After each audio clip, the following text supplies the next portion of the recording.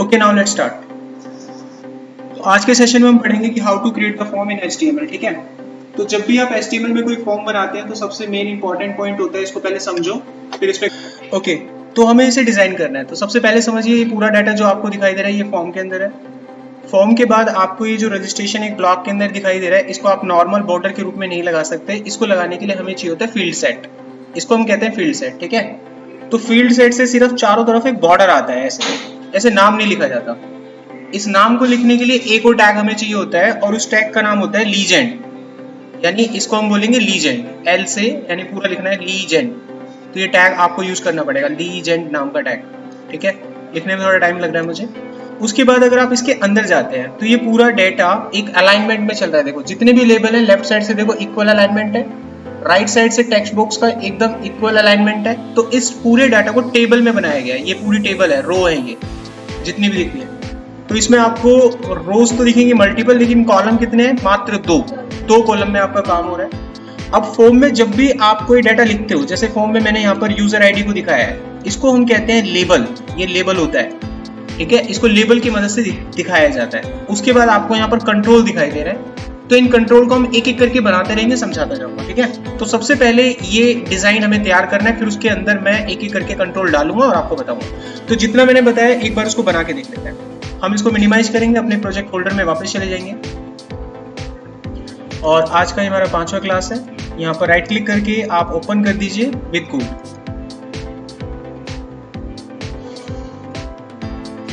यहाँ पर आप एक पेज ऐड कर लीजिए।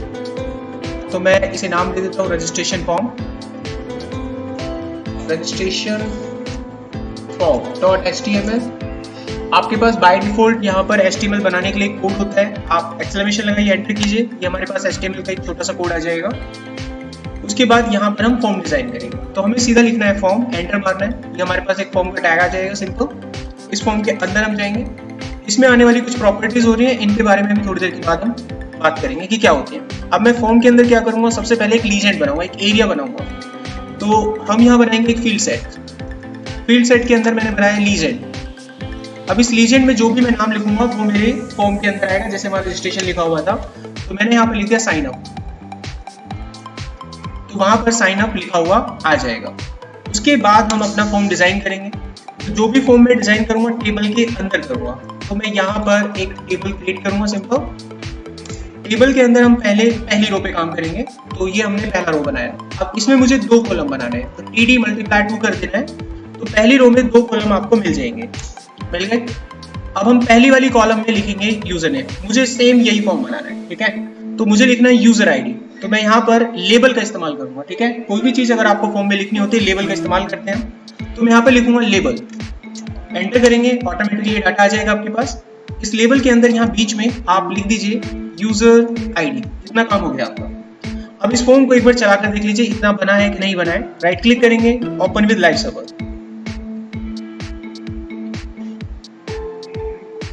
सर्वर स्टार्ट हो गया है। और ये देखिए यहाँ पर मेरे को पूरा एक लीजेंड दिख रहा है, ब्लॉक। इसको छोटा कर देंगे बाद में हम। यहाँ पर मेरे पास नाम भी आ गया, साइन अप फॉर्म। ठीक है, हमने इतना बना लिया। और यहाँ पर आपको लेबल दिख रहा है यूजर आईडी। अब यहाँ पर मैं बनाना चाहूंगा एक टेक्स्ट बॉक्स जिसमें आप यूजर की आईडी एंटर करा सकें। तो फॉर्म पे जाएंगे, और जो ये फॉर्म में आपको यहाँ साइड में दिख रहा है इस तरह का बॉक्स, इसको हम इनपुट बॉक्स बोलते हैं, बिकॉज यहाँ पर यूजर अपना कोई भी डाटा इनपुट कराता है। ठीक है, क्या बोलते हैं उसे हम? Input box.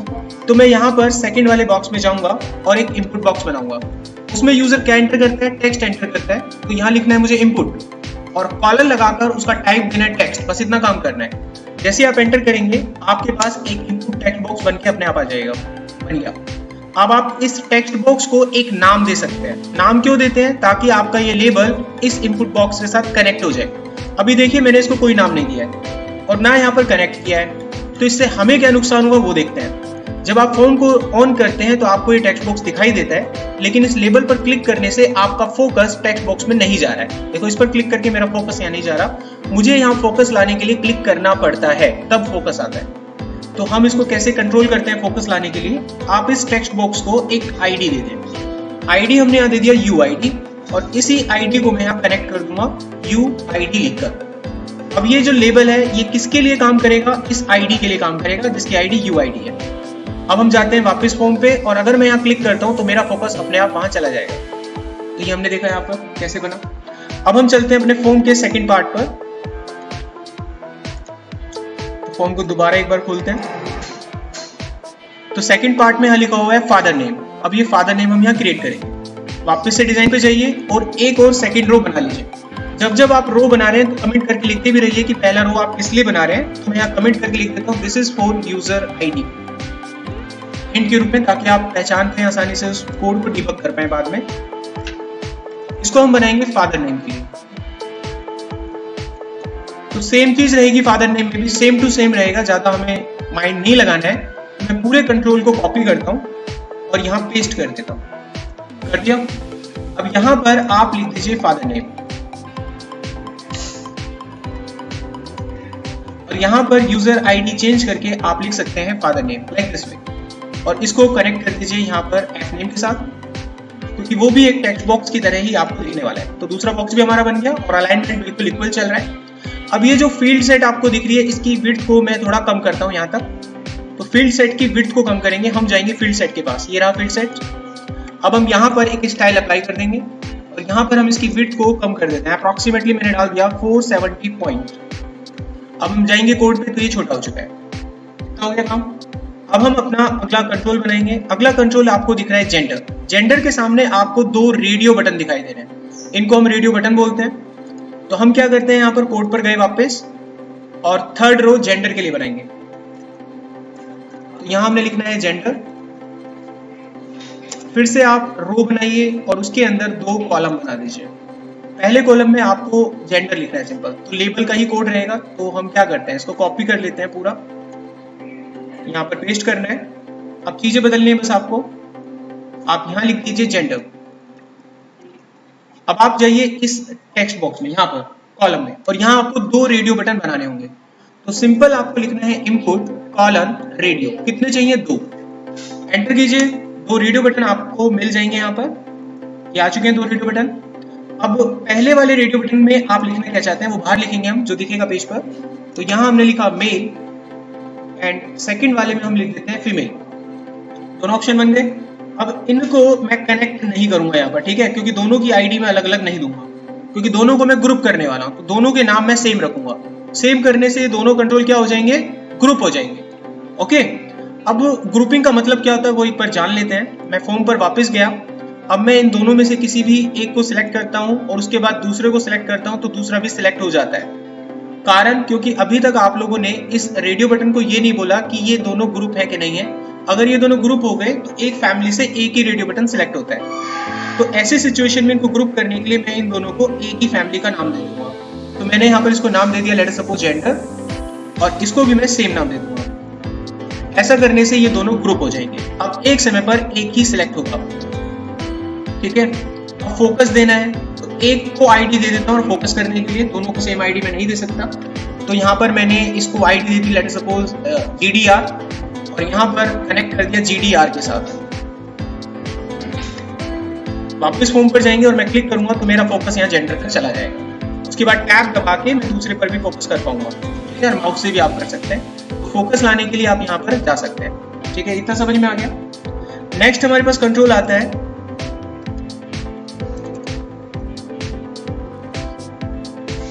जिसका नाम है ईमेल आईडी। अब देखिए ईमेल आईडी नॉर्मल बॉक्स आपको नहीं बनाना है, आपको ऐसा बॉक्स बनाना है जिसमें यूजर ईमेल आईडी ही डाले।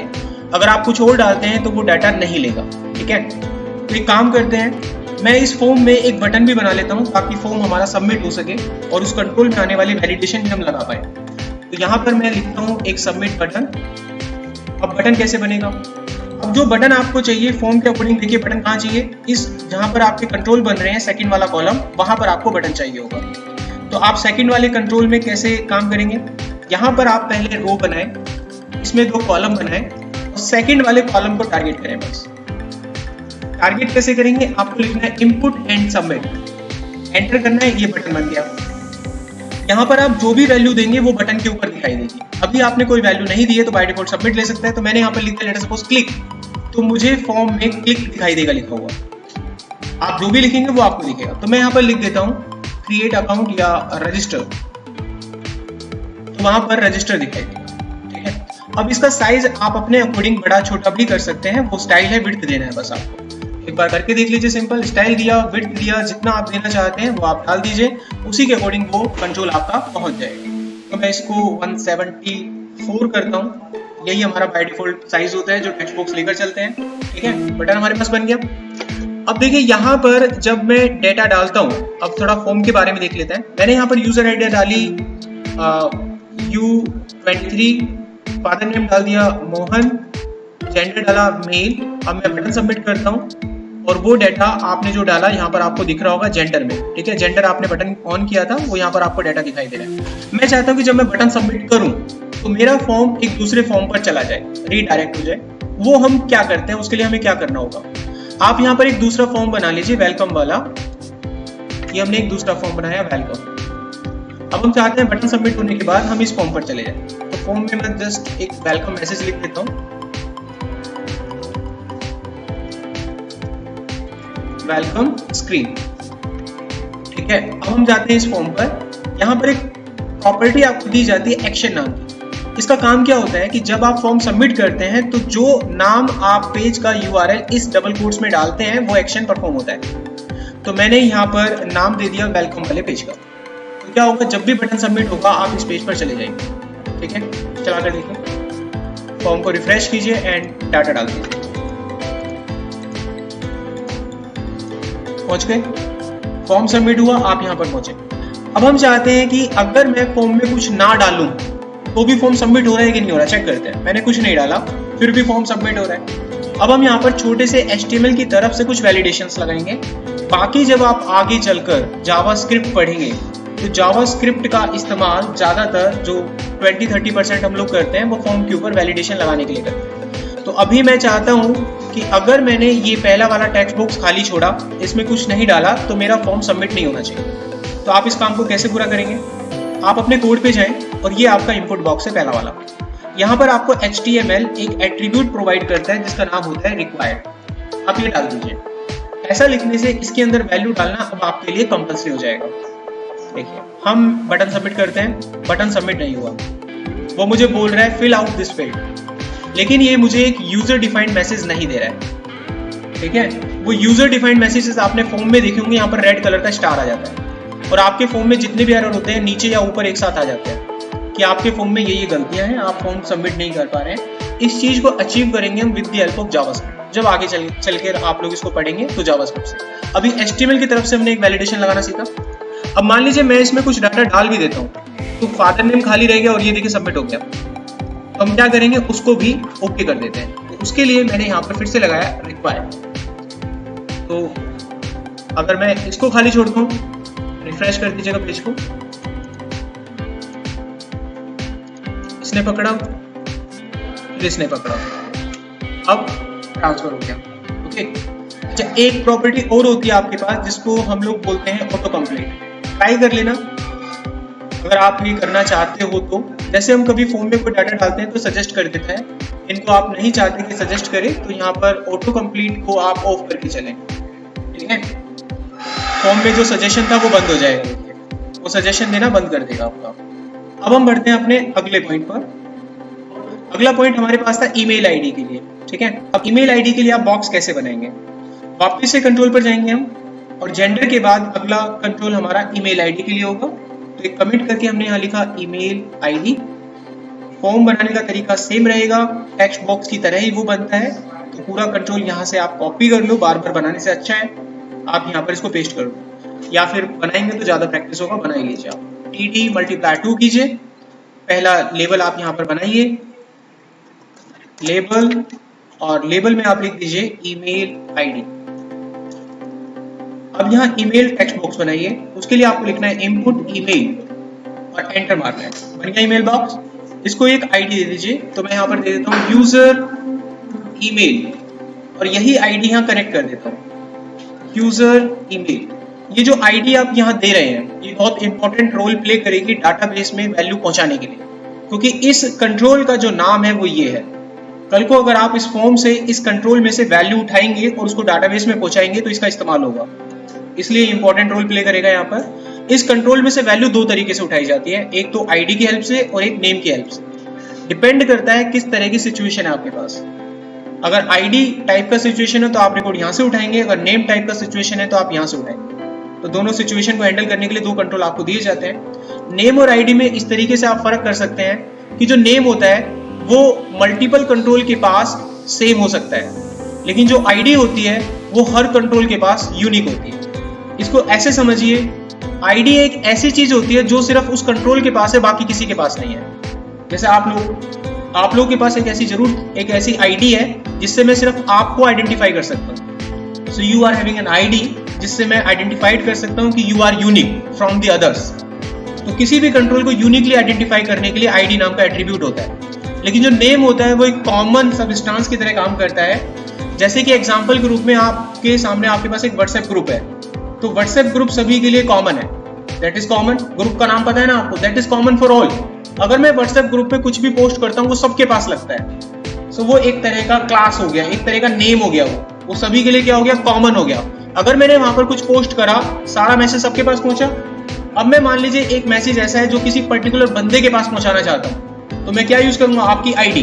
तो व्हाट्सएप नंबर पर जो आपका अलग से मोबाइल नंबर है, जो नंबर वहां डिस्प्ले हो रहा है, वो आपकी आईडी है, वो यूनिक आईडी है। मैं वहां पर अगर टारगेट करता हूं तो वो मैसेज सिर्फ आप तक जाएगा। बात समझ में आ गई? तो इसी तरीके से अगर मैं नेम को टारगेट करता हूं तो नेम मेरा सभी के पास जा सकता है, क्योंकि नेम मैं दोनों को सेम दे सकता हूं। आया समझ में? तो जो भी मैंने अप्लाई किया वो दोनों के पास जाएगा। लेकिन आईडी को अगर मैं टारगेट करता हूं तो आईडी सिर्फ इसी को टारगेट करेगी, किसी और चीज को टारगेट नहीं करेगी। इसलिए ये चीज होती है। सीएसएस की भाषा में भी जब आप इसे पढ़ेंगे तो वहां पर आईडी और क्लास का इस्तेमाल होता है। तो क्लास वहां पर बिल्कुल नेम की तरह वर्क करेगा, यानी common for all the substances, but the ID will be the unique for the particular HTML element. ठीक है, चलिए अब बढ़ते हैं हम आगे। अब मैं ईमेल बॉक्स हमारा यहाँ पर बन चुका है, इसको एक बार ट्राई कर लेते हैं। तो गो टू द फॉर्म। अब मैं बटन सबमिट करता हूँ तो पहला एरर तो यहाँ पर आया, दूसरा एरर यहाँ आएगा, तो चांस नहीं दिया हमने। अब मैं यहाँ पर कुछ गलत डाल देता हूँ तो ये नहीं लेगा, बिकॉज ईमेल आईडी ऐसा नहीं होता। आपने ईमेल बॉक्स बनाया, आप पर्टिकुलर ईमेल आईडी डालेंगे तभी आपका डाटा आगे जाएगा। अब मैंने पर्टिकुलर ईमेल आईडी डाला, अब ये सबमिट हो जाएगा। फॉर्म ये हमारा ऐसे बना यहाँ पर। अब पहुंचते हैं हम अपने अगले पॉइंट पर। तो नेक्स्ट देखते हैं क्या है। तो नेक्स्ट हमारे पास आता है एज। अब एज के लिए थोड़ा देखो क्या कर सकते हैं आप, वापस कंट्रोल पे गए। अब एज में एक्चुअली होता क्या है कि यहाँ पर आप नंबर डालते हो, टेक्स्ट वैल्यू डलती नहीं है, और एज भी लिमिटेड होती है। आपने देखा होगा किसी भी बंदे को अगर आप कंपनी में हायर कर रहे हो, उसका रजिस्ट्रेशन कर रहे हो, तो भाई उसकी उम्र 18 से नीचे तो नहीं होनी चाहिए ना। नाबालिग से थोड़ी ना आप जॉब कराओगे, जेल चले जाओगे, फॉर्म भरवा रहे हो आप। तो 18 मिनिमम होनी चाहिए, और मैक्सिमम रिटायर बंदे को थोड़ी ना रखते हैं, रिटायरमेंट हो जाती है तो मैक्सिमम कितनी रखोगे, रिटायरमेंट 58 साल पे हो जाती है आजकल। तो मैं एक फॉर्म में रेंज लिमिट कर दूंगा। तो टेक्स्ट बॉक्स में कुछ ऐसा वैलिडेशन में लगा दूंगा, या टेक्स्ट बॉक्स में ऐसा बनाऊंगा कि यहाँ पर सिर्फ वैल्यू कहाँ से कहाँ तक की डले, 18 से 58। कुछ और अगर वो डालेगा तो फॉर्म सबमिट नहीं होगा। तो कैसे बनेगा ये देखिए। तो यहाँ पर ये कंट्रोल हम बना रहे हैं इसके लिए, एज के लिए। फिर से ER 2 कॉलम। पहले कॉलम में लिया लेबल, लेबल में यहाँ डाला एज। आप पहुंचे दूसरे कॉलम पे, यहाँ आपको लिखना है इनपुट और लिखना है रेंज, एंटर मारना है। जैसे आप ये लिखते हैं आईडी पूछेगा, भाई वो कॉमन सी चीजें देना पड़ेगा आपको, तो दे दीजिए, ये करेक्ट हो गया। अब आप यहाँ पर पैरामीटर यूज कीजिए। एक का नाम होता है मिन, मिनिमम वैल्यू 18 कर दी। एक होता है मैक्स, ये कर दिया 58। ठीक है, तो मैंने भाई मिनिमम मैक्सिमम वैल्यू ऐसे दे दी है। अब जस्ट इसको चेक करते हैं। बट ये रेंज एक स्लाइडर की तरह आएगा। कैसा आएगा ये? स्लाइडर की तरह आएगा। ट्राई करो। तो मेरे पास एक स्लाइडर की तरह रेंज देने का फंडा आ गया, ऐसे मैं दे पा रहा हूँ। ठीक है, लेकिन मैं कितना सेलेक्ट कर रहा हूँ पता ही नहीं चल रहा। मैंने रेंज कितना डाला, 18 20। तो हम इसकी जगह पर क्या यूज कर लेते हैं, स्लाइडर का इस्तेमाल हम कहाँ करते हैं। जैसे कि वॉल्यूम में आप जाते हो, एक स्लाइडर दे रखा होता है आपको, ये देखिए स्लाइडर दे रखे होते हैं। इनका इस्तेमाल करते हैं वैल्यू को कम ज्यादा करने के लिए। उसके ऊपर फिर एक वैल्यू आती है ना, 80 85 88। ये जो वैल्यू आपको से आ रही है क्योंकि इवेंट फायर हो रहा है। जब मैं क्लिक करके इसको ड्रैग कर रहा हूँ तो इवेंट फायर हो रहा है। तो इवेंट किस में हैंडल करते हैं हम, जावास्क्रिप्ट में हैंडल करते हैं। क्योंकि मैंने जब तो उसमें पहली क्लास में आपको बताया था कि जो हम बनाते हैं वो HTML होता है, जब हम कोई डिजाइन देते हैं वो CSS होता है, लेकिन किसी बटन को दबाने से क्या इवेंट परफॉर्म होने वाला है वो जावास्क्रिप्ट तय करती है। तो ये इसको दबाने से क्या आने वाला है ये जावास्क्रिप्ट डिसाइड करती है। तो इसलिए हम डिजाइन में अभी यहाँ तक नहीं पहुंचे हैं, तो हम इसको कर दें। तो ये जावास्क्रिप्ट जब आएगा जब आप इस चीज को कर पाएंगे। तो मैंने यहाँ पर ये दिया, तो इससे एज तो दे पाएंगे हम, क्योंकि वो नंबर भी डिस्प्ले होता, 18, 20, 22 जावास्क्रिप्ट होता तो वो डिस्प्ले होता। लेकिन आप चाहते हैं कि यार टेक्स्ट बॉक्स का इस्तेमाल करना, तो आपको करना क्या है, रेंज की जगह पर नंबर का इस्तेमाल कीजिए। क्या लिखना है, बस नंबर लिखना है। अब जाइए बॉक्स में, अब आपके पास एक टेक्स्ट बॉक्स आ चुका है और यहाँ पर सिर्फ आप नंबर डाल सकते हैं बेफिक्र है। मैंने नंबर डाल दिया 78, कोई बात नहीं, डाल दिया तो डाल दिया, बटन दबाया, इनको दूर करो। पहले तो दुनिया भर की वैलिडेशन लगे पड़े हैं, ये मानेंगे नहीं।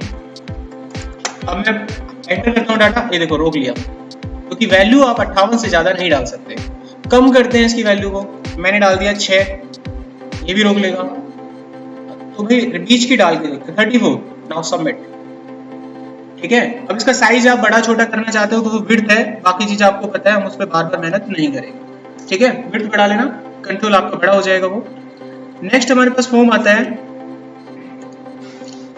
स्किल्स। अब स्किल्स में देखिए क्या दिखाई दे रहा है आपको, चेक बॉक्सेस दिखाई दे रहे हैं, दिख रहे हैं ना सभी को। एक तो ये गायब हो जाता है। ठीक है, क्या था वहां पर, चेक बॉक्सेस थे। अब वो चेक बॉक्सेस हम अपने फॉर्म पे कैसे बनाएंगे, कितने थे वो, 4 थे। कंट्रोल पे जाइए, फिर से यहां पर आप लिख दीजिए सबसे पहले स्किल्स, तो एक रो, उसमें 2 कॉलम। पहले कॉलम में आप एक लेबल ले लीजिए और यहां पर आप लिख दीजिए स्किल्स, और यहां पर भी मैं एसके लिख देता हूं, कंट्रोल का नाम दूंगा तो बता दूंगा। अब हम यहां पहुंचेंगे और यहां पर चेक बॉक्स बनाएंगे, इनपुट चेक बॉक्स। कितने बनाने हैं, 4 बनाने हैं। तो मैं क्या करता हूँ, यहाँ पे लिखता हूँ चेक बॉक्स मल्टीप्लाई बाय 4, 3 बना देते हैं। एंटर किया, 3 चेक बॉक्स आ गए, इनको थोड़ा फॉर्मेट दे दीजिएगा, अलग अलग कर दीजिए। बन गए 3 चेक बॉक्स। एक को आईडी दे दीजिए ताकि कनेक्ट हो जाए, मैं ताकि वहां पहुंच सकूं। ठीक है, बाकी तीनों को ग्रुप कर दीजिए। तो तीनों को ग्रुप करने के लिए मैंने यहाँ दे दिया स्किल।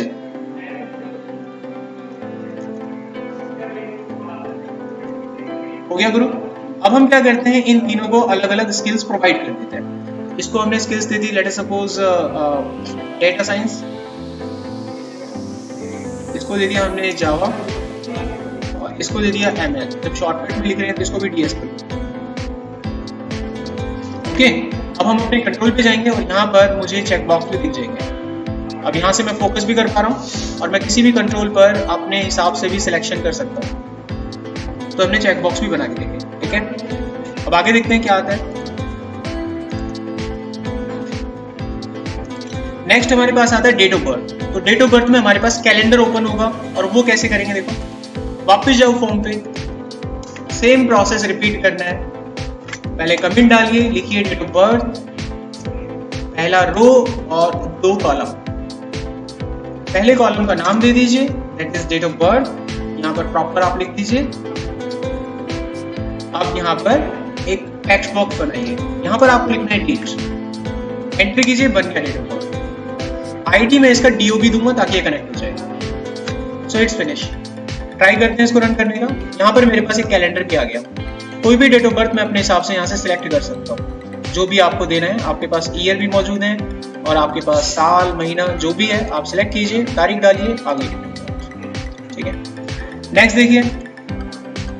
नेक्स्ट हमारे पास आता है कॉन्टैक्ट नंबर। अच्छा, कॉन्टैक्ट नंबर में थोड़ा दिमाग लगाइएगा। देखो, है तो नॉर्मल टेक्स्ट बॉक्स की तरह ही बनेगा, बट यहाँ पर एक फॉर्मेटिंग होती है कि कॉन्टैक्ट नंबर वाले सेल में आप जब कोई डाटा डालें, पहली चीज तो वो नंबर हो, और दूसरा चीज कॉन्टैक्ट नंबर स्टार्ट होता है 6, 7, 8 या 9 से। 5 से किसी का मोबाइल नंबर होता नहीं है, 6 से हो सकता है। तीसरी चीज, उसमें डिजिट 10 होती है। पहली डिजिट 6 से 9 में होनी चाहिए, बाकी की 9 डिजिट 0 से 9 में होनी चाहिए। अब इस तरह के वैलिडेशन को हम अपने कंट्रोल पे कैसे लगाएं, ताकि कुछ भी और अगर वो डाले तो वो डाटा सबमिट ना हो। तो इसके लिए हमारे पास HTML में एक एट्रीब्यूट होता है जिसका नाम होता है पैटर्न। तो पैटर्न की मदद से हम एक रेगुलर एक्सप्रेशन बना सकते हैं। हम अपने कंट्रोल को ये ऑर्डर दे सकते हैं, दिशा निर्देश दे सकते हैं कि वो किस तरह के डाटा को एक्सेप्ट करे। इसको हम पैटर्न बोलते हैं। तो यहाँ पर जो पैटर्न मैंने आपको बोला है, ये पैटर्न आप अपने कंट्रोल को बताते हैं। और बताते कैसे हैं उस पर आते हैं। तो हम यहाँ पर सिंपली सबसे पहले रो, 2 कॉलम, पहले कॉलम का नाम कॉन्टैक्ट अब यहाँ पर लिया मैंने एक टेक्स्ट बॉक्स, नॉर्मल लेना है बिल्कुल टेक्स्ट बॉक्स, और इसको भी नाम मैंने कॉन्टैक्ट में, ये कनेक्ट हो गया। कॉन्टैक्ट नंबर हमें यहाँ फॉर्म में दिख रहा होगा, तो मैंने सबमिट किया, वैलिडेशन है, सारे लगा लेते हैं।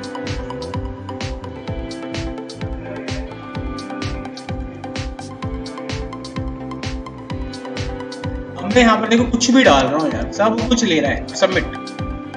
तो ये नहीं होना चाहिए ऐसे।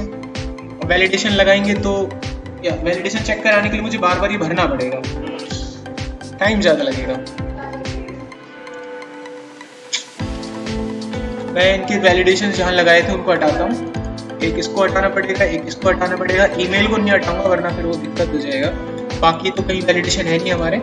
इसके ऊपर मैं एक पैटर्न लगाता हूँ। तो आप जाइए कॉन्टैक्ट वाले फॉर्म पे, ये रहा इनपुट बॉक्स, और आपको यहाँ पर एक एट्रीब्यूट यूज करना है पैटर्न। ये पैटर्न बनाना चाहिए। मैं कहता हूँ कि इसकी पहली डिजिट नंबर होनी चाहिए, ठीक है। तो पहली डिजिट ऐसे ब्लॉक बनाया मैंने, अब मैंने एक ब्लॉक बनाया, इसका मतलब ये कंट्रोल मेरा एक ही डिजिट एक्सेप्ट करेगा।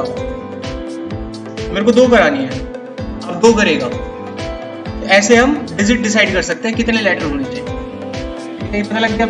चलो मैं चाहता हूं कि पहली डिजिट नंबर होनी चाहिए, कहां से कहां तक, 6 हो, 7 हो, 8 हो, 9 हो। अच्छा देखिए यहां पर अगर मैं लिखता हूं ABC, इसका मतलब हुआ कि पहली डिजिट A हो सकती है, B हो सकती है या C हो सकती है। इसके अलावा कुछ और अगर आप डालेंगे नहीं है वो एक्सेप्ट। समझ में आ गया। तो मुझे पहली डिजिट क्या रखनी है, 6, 7, 8, 9, इनमें से कोई भी हो सकती है वो डिजिट। अब आगे समझ में। अच्छा अब मैं जाता हूं दूसरी डिजिट के पास। तो दूसरी डिजिट मुझे रखनी है 0 से 9। मुझे क्या लिखना पड़ेगा, 0, 1, 2। टाइम लगेगा ना, टाइम लगेगा इसमें। आसान तरीका, आप इसको कम करें, यहां लिखें 0 to 9, ये रेंज दे देगा ये 0 to 9। अब इसी का इस्तेमाल मैं यार यहाँ पे भी तो कर सकता हूँ, क्यों लिखूं इतना, 6 to 9। अब ये जो सेकंड वाला डिजिट है ये मेरे को कितनी बार रिपीट करना है, 8 बार और करना है अभी। तो जब चीज हमें रिपीट ही करनी है तो मैं ऐसे नहीं करूंगा, मैं अपने कंप्यूटर को एक इंस्ट्रक्शन दूंगा कि ये वाली डिजिट आप मेरे लिए 8 बार रिपीट करें। तो डिजिट कितनी बार रिपीट होगी, 8 बार। तो ये बना 1 बार और ये डिजिट रिपीट हुई 8 बार, तो टोटल कितना हो गया, 9 डिजिट। फोन नंबर कितने डिजिट का होता है, 10। तो आपको ये रिपीट कितनी बार कराना है, 9 बार। बन गया मोबाइल नंबर। अब ये मोबाइल नंबर ही एक्सेप्ट करेगा, कुछ और एक्सेप्ट नहीं करेगा। चलो ट्राई करके देखते हैं। और ये नंबर ही लेगा, देखो अल्फाबेट भी नहीं लेगा। फॉर्म पर गए, कुछ डाल देता हूं, बटन दबाया, एरर आ गया, मिसमैच। ठीक है, अल्फाबेट तो लेगा नहीं, 10 डिजिट डाल लो आप चाहे। ठीक है, अब मैं मोबाइल नंबर डालता हूँ, 1 2 3 4 5 6 7 8 9 10 डिजिट है, लेकिन मैंने 3 से शुरू किया है, नेवर एक्सेप्टेड। अच्छा मैं इसको स्टार्ट कर देता हूँ 8 से, एक्सेप्टेड है, बट मैं डिजिट की संख्या कम कर रहा हूँ, कम कर दी, नॉट एक्सेप्टेड। ठीक है, मैं डिजिट की संख्या बढ़ा रहा हूँ, आई थिंक 11 है ये, नॉट एक्सेप्टेड। अब आई थिंक ये 10 है ना, सबमिटेड। पता लग गया। अब जब ये आप कर सकते हो तो यार अपने पासवर्ड टाइप के पैटर्न बना सकते हो कि पहली डिजिट यही होनी चाहिए, दूसरी यही होनी चाहिए। पैटर्न समझ में आ गया ना, इसको फॉलो कीजिएगा जस्ट। चलिए अब हमारे पास अगला कंट्रोल आता है यहाँ पर, जिसका नाम आपको दिख रहा है एक्स्ट्रा। ये छोड़ो, एक्स्ट्रा है मतलब वैसे ही बना दिया होगा। पासवर्ड का पासवर्ड फॉर्मेट के लिए होता है, बट ये बना के बता देता हूँ आपको। अगर आपको किसी का पासवर्ड एंटर कराना है तो मैं चाहूंगा कि पासवर्ड हम लोग यूजर आईडी की बात कराएं, यहाँ पर होना चाहिए पासवर्ड। तो मैंने एक कंट्रोल बनाया पासवर्ड, और जो पासवर्ड होता है उसकी खास बात क्या होती है कि टेक्स्ट बुक में जब आप उसे एंटर करते हैं तो वो दिखाई नहीं देता, वहाँ पे डॉट डॉट आ जाते हैं। तो आप क्या करें, एक रो बनाएं और इसमें 2 कॉलम बना दें, और पहले में आप लिख दीजिए ऐसे ही लेबल में पासवर्ड। पासवर्ड बन गया।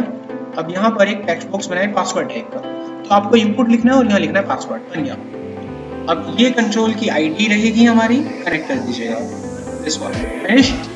अब साइड पर जाइए तो आपको बैक कीजिए और रिफ्रेश कीजिए, यहाँ मुझे पासवर्ड भी दिख रहा है। अब इसमें जो मैं टाइप करूंगा डॉट में आएगा, और यहाँ पर कहाँ खाई रही है, खोलोगे तो दे जाएगा, नहीं खोलोगे तो बंद हो जाएगा। और ये जो आ रहा है ना, ये ब्राउजर का फीचर है, इसका हमारे कोडिंग से कोई मतलब नहीं है। लेकिन हाँ, जब आप जावास्क्रिप्ट वगैरह सीख जाते हैं तो ये जावास्क्रिप्ट की हेल्प से आप लगा सकते हैं कि ये चीज यहाँ पर ना आए, तो वो नहीं आएगा। अच्छा नेक्स्ट हमारे पास आता है अगला कंट्रोल, देखते हैं कौन सा है।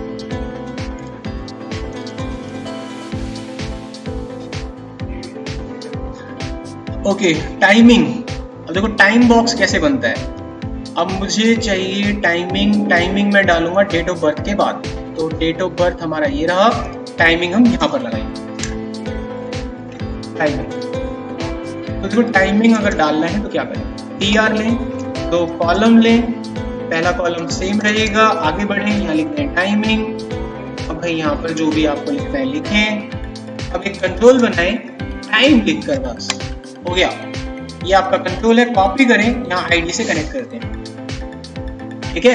अब ये टाइम ही आपसे एक्सेप्ट करेगा, कुछ और आप यहाँ नहीं डाल पाएंगे। जो टाइम होता है 24 आवर के फॉर्मेट में चलता है, और वो आपको सजेस्ट भी करेगा डालना क्या है क्या नहीं डालना है। देखिए आप क्लिक करेंगे, लिस्ट आ जाएगी, आप एरो की से ऐसे ऊपर नीचे कर सकते हैं, दिख रहा है। 24 का फॉर्मेट है, मैं स्क्रीन को बड़ा करके दिखाता हूँ। दिस वन आप कितना बजाना चाहते हैं उसमें डाल दीजिए, मैनुअली भी डाल सकते हैं। यहाँ पर ये घड़ी भी दी हुई है, क्लिक करें, घड़ी आ गई आपके पास। दोपहर के 3:45 करने हैं, तो यहाँ हमने 45 कर दिया एंड फिनिश कर दिया। 24 आवर का फॉर्मेट आपको दे देता है और आप टाइम ले सकते हैं। इसके साइज को छोटा बड़ा आप कर ही सकते हैं, आई होप ये तो पता ही है, कर लेंगे आप। अब देखिए अगला कंट्रोल हमारे पास आता है रैंक। ये मैंने सिखाया था वैसे, लेकिन लिख लीजिए, कंट्रोल का पेज जो है आपके पास दोबारा चला जाएगा, क्योंकि कोड आपके पास रहेगा। तो रैंक में बना देता हूँ कॉन्टैक्ट के बाद। यहाँ किसी को रैंक देना है, आपको लेबल देना है, जैसे 0 से 1 से 10 की वैल्यू असाइन करनी है आपको रैंक के हिसाब से। तो वो कैसे करते हैं, रैंक लिखा, यहाँ पर हम एक रो में 2 कॉलम फिर से बनाएंगे। अब इसका मैं एक नाम दूंगा लेबल रैंक, या बाहर लिखेंगे हम रैंक। और यहाँ पर इनपुट में डालूंगा रेंज। ये वाली ID हम इसको कनेक्ट करने के लिए दे देंगे ताकि कनेक्ट हो जाए ना। गो टू दिस पॉइंट, यहाँ पर आपको मिनिमम वैल्यू देनी है, वो हम चाहेंगे 1 और मैक्सिमम वैल्यू 10। इसके हिसाब से मैं एक वैल्यू और देकर रखूंगा जो कि बाय डिफॉल्ट रहेगी 5, यानी जब मैं इस फॉर्म को चलाऊंगा तो बाय डिफॉल्ट वो बीच में आएगा, बाय डिफॉल्ट बीच में आएगी रैंक, ठीक है। एक पैरामीटर होता है स्टेप, जो कि फ्रीक्वेंसी के लिए होता है। मैंने यहाँ 2 लिख दिया तो वो 2 का जंप लेगा, यानी 5 के बाद डायरेक्ट 7, 6 नहीं आ सकता। Okay, that is the frequency. मैंने 1 कर दिया, तो एक एक करके आप जंप ले पाएंगे। चेक करो, फॉर्म आया, बड़ा किया, ये बीच में आ रहा है, देखो 5 दिया था। अगर मैं इसको 5 नहीं देता, मैं इसको यहाँ पर करता 3, अगर आप अपने फॉर्म को देखेंगे तो वो 3 पे आ रहा है, कम आ रहा है ना। और इसकी फ्रीक्वेंसी देखिए एक एक करके चल रही है, धीरे धीरे चल रही है ना, ये 10 बार तक आगे तक जाएगा, ऐसे एक एक करके फ्रीक्वेंसी ले रहा है। अगर मैं इसकी फ्रीक्वेंसी को यहाँ पर 1 की बजाय 3 का जंप लेता हूँ, तो जब आप अपने फॉर्म पर जाएंगे और इसको लेंगे तो देखिए ज्यादा जंप मारेगा, मार रहा है, ये फ्रीक्वेंसी होती है। तो आप अपने हिसाब से ऐसे सेट मार सकते हैं।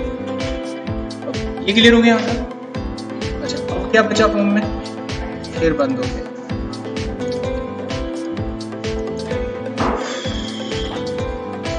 ओके, अब हमारे पास आता है रिमार्क्स। किसी का फीडबैक लेना है, एड्रेस अगर आपको डालना है, तो रिमार्क्स ये बनाना होता है। ये कैसे बनता है इसको देख लीजिए, जिसके अंदर हम मल्टीपल रोज बना सकते हैं। तो बड़ा टेक्स्ट बॉक्स होता है एक तरह का। तो इसको बनाने के लिए हम वापस से यहाँ पर सबसे पहले तो कमेंट में लिख लेते हैं कि this is field for the remarks, और यहाँ ले लो आप एक रो के अंदर 2 कॉलम, डन हो गया। यहाँ पर लिखा लेबल, यहाँ लिखा रिमार्क्स। अब आपको यहाँ पर इनपुट बॉक्स नहीं बनाना है। अब आप यहाँ बनाएंगे टेक्स्ट एरिया, एंटर करेंगे, उसे टेक्स्ट एरिया कहते हैं। सब कुछ अपने आप आ गया है, डोंट वरी। ID को कनेक्ट कर दीजिए बस, copy and this one, okay connect. ये मुझे बता रहा है 30 कॉलम, यानी एक लाइन में 30 लेटर लिख सकता हूँ। ये मुझे बता रहा है 10 रो, यानी 10 रो मेरे पास वहां पर बनी बनाई आ जाएंगी। वेबसाइट पे जाइए, बन गया एक टेक्स्ट एरिया। इसमें आप डाल सकते हैं अपनी डिटेल। देखिए एक कॉलम में 30 लेटर है और ये 10 लाइनें बनाएगा। अब आप इसे अपने हिसाब से मैनेज कर लें। मुझे 30 नहीं चाहिए, मुझे 25 चाहिए, और नंबर ऑफ रोज में 5 रखना चाहता हूँ। 5 रखें एंड फॉर्म आपके साथ डिजाइन हो जाएगा। अब इसमें एक गड़बड़ है, इसको पकड़ के कोई भी बच्चा ऐसे छेड़छाड़ कर सकता है, और ये रियल में कई वेबसाइट में ऐसे ही बना के छोड़ देते हैं, कई डेवलपर देखा है। आगे सोचते नहीं कि इसको लॉक कैसे करें, ये बाय डिफॉल्ट आता है ऐसा। कई फॉर्म में आज भी होगा, कोई बड़ा टेक्स्ट बॉक्स दिखे ना, कोई फॉर्म ऐसा भर के देखो साइट पे मिल जाए तो यहाँ पर आपको ये बटन दिखाई देगा वहाँ, और प्रोफेशनल साइट होगी और ऐसे बड़ी छोटी हो जाएगी देखना। अजीब हो जाएगा वो साइट। तो जिसको पता होगा वो इसको लॉक करके रखेगा। लॉक करने के लिए आपको एक एट्रीब्यूट यूज करना है, एक CSS लगानी है यहाँ पर टेक्स्ट एरिया पे। तो क्या लगाएंगे वो देख लीजिए। आप यहाँ पे लिखेंगे स्टाइल और एक CSS आप लगा दीजिएगा, दैट इज रिसाइज, और नन कर दीजिए। तो वो अब रिसाइज नहीं होगा। देखिए वो ऑप्शन वहां पर आना बंद हो गया है। अब रिसाइज आप नहीं कर सकते, ठीक है, ये बंद हो जाएगा वहां पर। अगला कंट्रोल हमारे पास आता है, आई होप सो खत्म हो गया सब। तो आज की क्लास में पूरा फॉर्म हमारे पास जो है वो हम डिजाइन कर चुके हैं। ओके, अब इस फॉर्म की विड्थ को यहाँ से कम करूंगा और इस फॉर्म को बीच में लेकर आते हैं, ठीक है। अब ये काम हम कैसे कर सकते हैं जरा देखते हैं। सबसे पहले हम इस फॉर्म की विड्थ पर काम करेंगे। तो ये फॉर्म हमारा यहाँ पर है, फील्ड सेट में हमने विड्थ दिया था, तो मैं इसको 370 करता हूँ और ये फॉर्म इतना कम हो चुका है। अब हम इसको 310 करते हैं, नाउ परफेक्ट। अब इस फॉर्म को मुझे यहाँ लाना है बीच में। क्यों ना मैं इस फॉर्म को एक डिव में डाल दूं, क्योंकि डिव ये काम करने में, लेआउट बनाने में हमारी मदद कर सकता है। तो इस पूरे फॉर्म को मैं यहाँ से कोलैप्स करके बंद कर दूंगा, ताकि डिव में इसे बंद करना मेरे लिए आसान हो जाए। डिव बन गया। अब हम इस डिव को यहाँ से कट करेंगे और यहाँ पर डाल देंगे। आई होप ये क्लियर हो गया पंडा। अब इसको फॉर्मेट कर देंगे, क्योंकि टैग हमारे ऊपर नीचे चल रहे हैं। तो Alt Shift और F ये दबाया, सारा डाटा हमारा फॉर्मेट हो चुका है, ठीक है। टैग से टैग देखो, लाइन से लाइन कनेक्ट हो जाती है, लाइन हो जाता है डाटा। कोई पेरेंट टैग है, कनेक्टेड है। अब मुझे यहाँ से आसानी से पता लग जाता है, डिव अगर यहाँ है तो इसका पेरेंट ये वाली लाइन होगी, अगर ये फॉर्म यहाँ है तो इसका पेरेंट ये वाली लाइन होगी। आसानी से पहचान लेते हैं। ओके, तो अब हमारे पास डिव में डाटा आ चुका है। डिव के अंदर मुझे थोड़ा सा स्टाइल अप्लाई करना है, तो मैं स्टाइल पर जाऊंगा, पहले बॉर्डर लगा के चेक करूंगा ये कितने एरिया को कवर कर रहा है। तो हमने लिखा 1 पॉइंट सॉलिड ब्लैक, तो ये मेरे पास डिव आ गया। डिव की विड्थ को भी मैं उतना ही लेकर चलूंगा जितना मैंने फॉर्म का लिया था, 310 था, 320 ले लेते हैं। तो विड्थ हमने कर दिया 320। तो ये मेरे पास फॉर्म का विड्थ आ चुका है, ठीक है। तो ये मेरे पास फॉर्म है, इस वन जो मुझे ये दिखाई दे रहा है। ओके, अब मैं एक काम करूंगा, इसको मार्जिन दूंगा ऑटो, तो ये मेरे को बीच में ऐसे ले जाएगा। ओके, अब मैं नीचे लाना चाहता हूँ, तो मार्जिन टॉप से हम देंगे यहाँ पर।